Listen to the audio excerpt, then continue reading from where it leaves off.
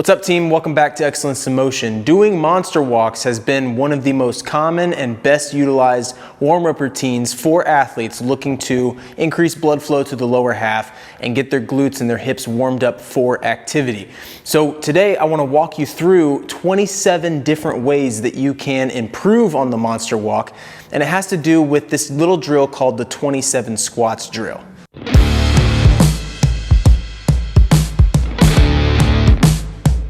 If you've never heard of the 27 squats drill, it's basically designed to take you into different squat patterns to warm your hips up and expose areas where your joint capsules might be a little stiff and where you might be missing some of that range of motion. By beefing up your monster walk routine by adding in these 27 different squat patterns, you're exposing yourself to a lot of different ranges of motion that maybe you're not doing very often for the squat pattern into the lower half and the hips and the knees and the ankles.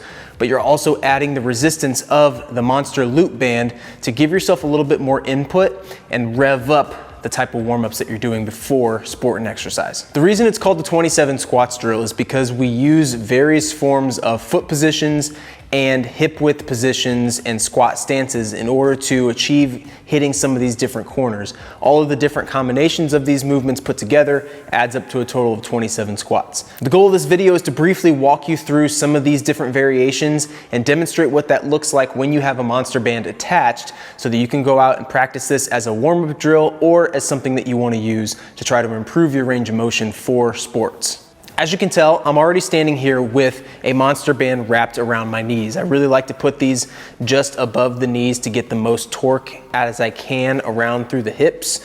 My foot stance right now is just this natural shoulder width stance. When we do the 27 squats drill, we have a couple of different foot positions and hip positions that we want to try to achieve in order to add up to that total 27. The first one that we're going to start with is this shoulder width position. This is our first area that we want to try to go down into a squat. And you can see that I've got the band wrapped around and I'm using that as input to try to see if I can still create tension and torque through the hip system as I go as deep as possible in this shoulder width position. The first change that we want to make is going from feet forward to toes turned in. We're still shoulder width apart, toes are now turned in, and we're trying to squat down as far as we can while maintaining good stability, especially through the arches of the feet. The next change is shoulder width with feet apart, and we're going down as far as we can into that position, okay? Where we go from here to change in the 27 squats is how wide we're gonna put our feet in relationship to our shoulders.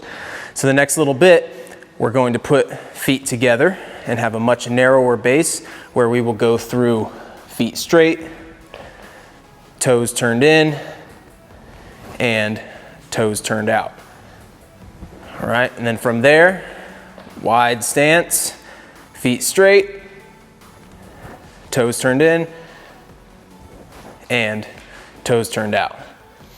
Now, as you can tell, I'm going through these pretty quickly. I'm basically just trying to demonstrate what the movement looks like. But what I really want you to focus on is, especially with this band attached, go slow, pay attention to what it feels like, and really learn what it is for you to get into the deep corners of some of these squat positions. After you've completed feet straight, toes in, and toes out in both the narrow stance, the shoulder width stance, and the wide stance, now we start to explore a little bit of a different dynamic when we stagger the feet with both the left foot forward and the left foot back in all three of those widths.